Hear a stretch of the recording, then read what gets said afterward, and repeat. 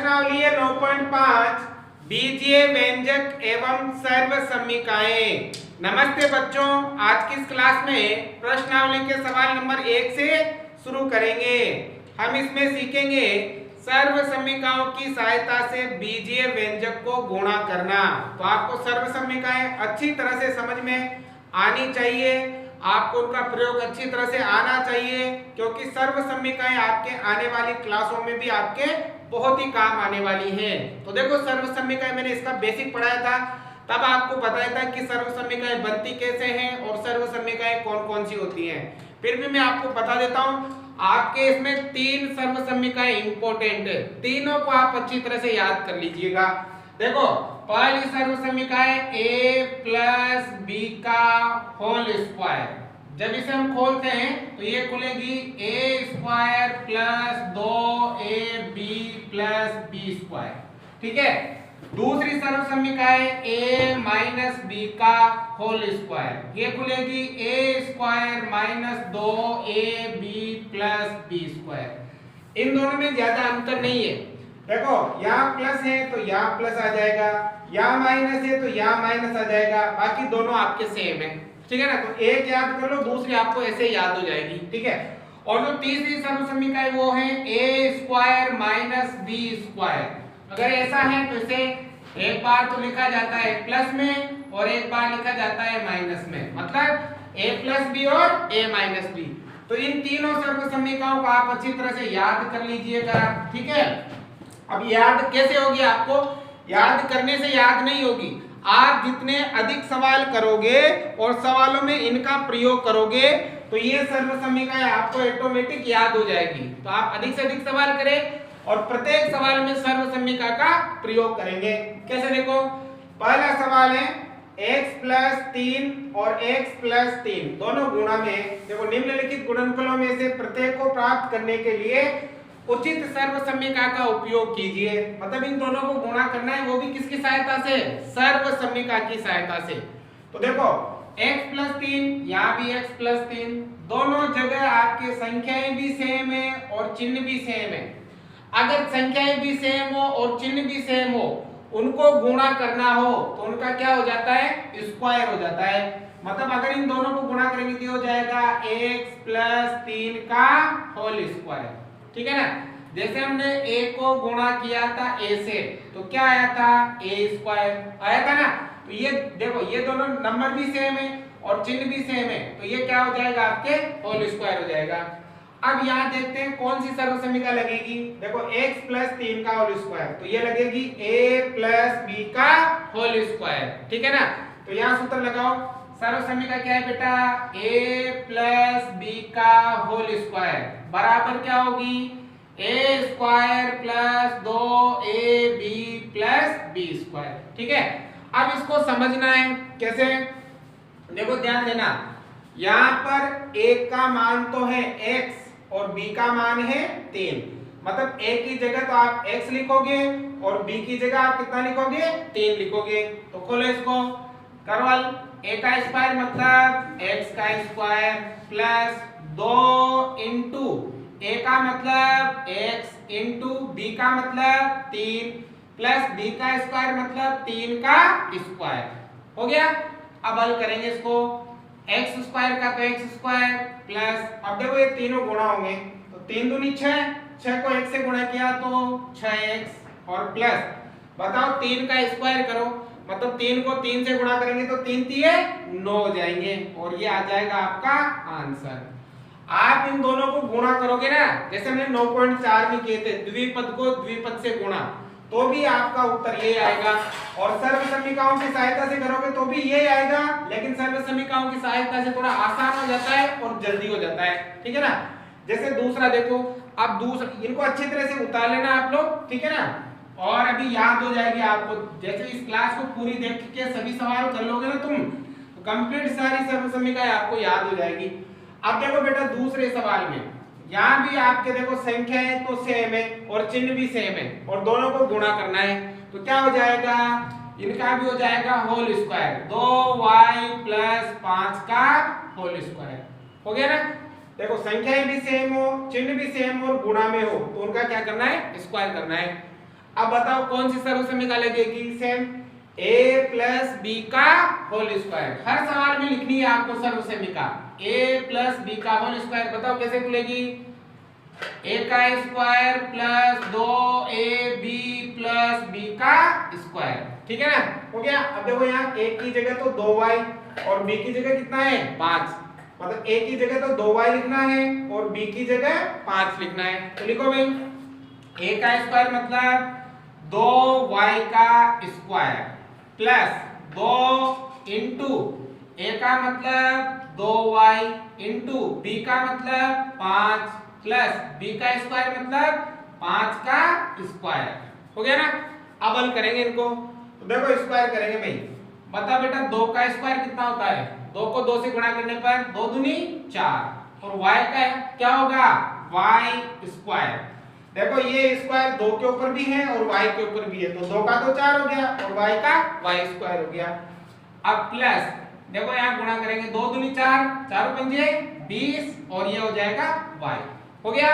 और 5 का स्क्वायर 50 25, ये आ जाएगा आपका आंसर। तो देखो कितना आसान है, बहुत ही आसान है भाई आपके। अब देखो अगला 3 नंबर 2a-7, उधर भी 2a-7 और गुणा करना है। संख्याएं भी सेम है, चिन्ह भी सेम है, तो क्या करना है?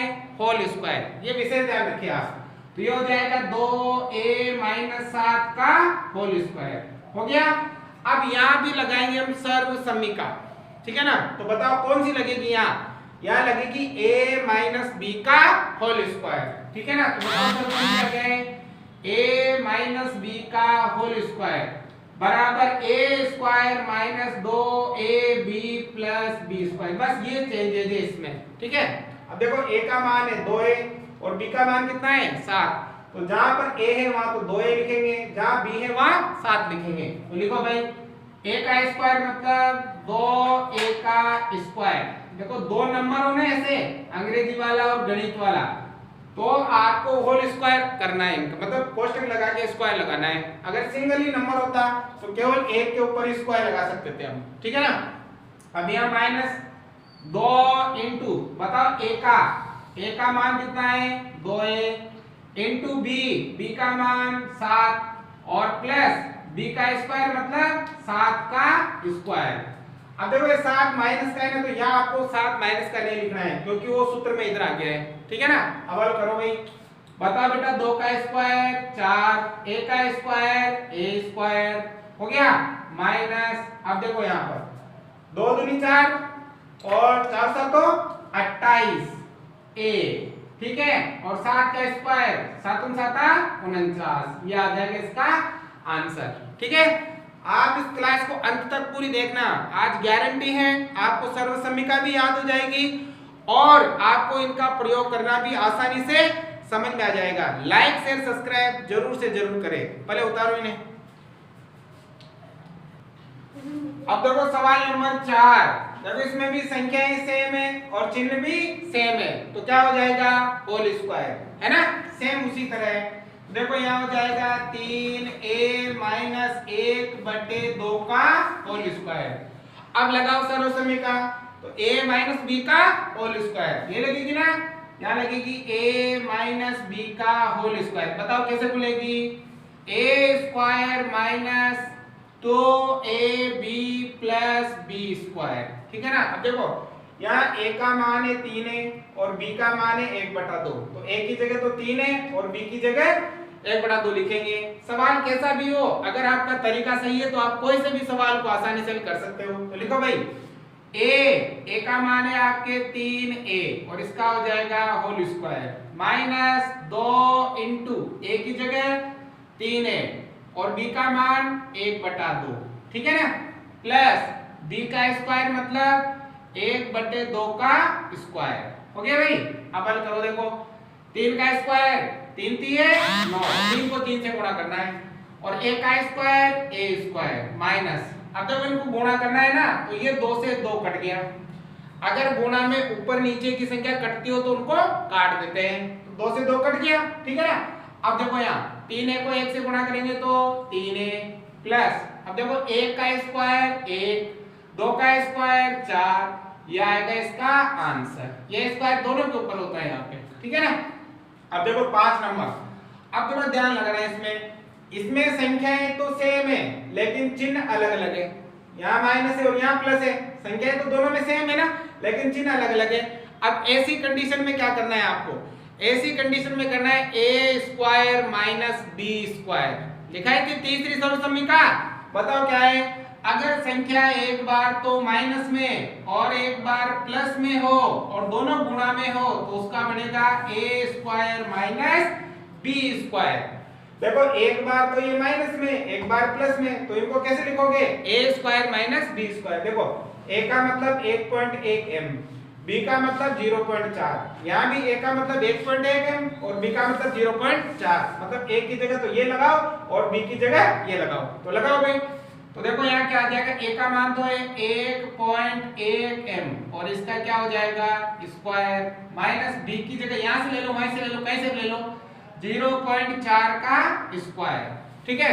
अब हल करो, स्क्वायर करो, तो देखो यहाँ भूल जाओ कि पॉइंट अभी है ही नहीं, ठीक है ना, दोनों जगह पॉइंट भूल जाओ कि पॉइंट यहाँ पर है ही नहीं। तो क्या करेंगे, 11 का स्क्वायर करेंगे। तो बताओ 11 का वर्ग कितना होता है, वर्ग तो आपको याद करने ही करने कंप्लीट, और वर्गमूल और घनमूल वाली तो आपके प्रश्नावली भी है, ठीक है ना, ठीक है। अब देखो 11 का स्क्वायर होता है 121, 11 को 11 से गुणा करने पर, ठीक है ना। अब देखो m का स्क्वायर होता है आपके, m का स्क्वायर करेंगे तो m स्क्वायर। अब पॉइंट भी लगाएंगे, तो देखो एक अंक के बाद दशमलव है तो स्क्वायर लग रहा है, तो 2 अंक के बाद दशमलव लगाओ, ठीक है। तो एक और एक ये 2 अंकों के बाद दशमलव, अगर 2 अंकों के बाद दशमलव होता और स्क्वायर होता तो फिर 4 अंकों के बाद दशमलव लगता, ठीक है। एक अंक के बाद दशमलव है, स्क्वायर है, इसलिए 2 अंकों के बाद दशमलव लग जाएगा। अब माइनस, भूल जाओ पॉइंट नहीं है, 4 का स्क्वायर 4 चौको 16, अब लगाना है दशमलव, तो यहाँ भी एक पॉइंट के बाद एक अंक के बाद दशमलव है तो स्क्वायर लग रहा है, तो 2 अंकों के बाद एक और एक 2 और यहाँ आ जाएगा 0 पॉइंट, ये आएगा आपका आंसर। तो देखो कितना आसान है ना।